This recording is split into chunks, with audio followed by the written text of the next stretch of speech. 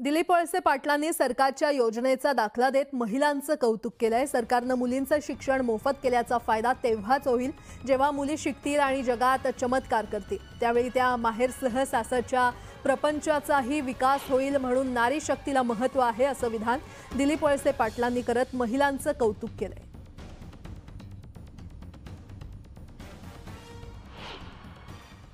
माझ्या दृष्टीने त्याच वेळेला आनंद होईल की सरकारने सुरू केलेली जी दुसरी योजना आहे की या राज्यातल्या सगळ्या मुलींना ग्रॅज्युएशनपर्यंत 1 रुपया सुद्धा न घेता शिकवायचं आणि आपल्या मुली ज्या वेळेला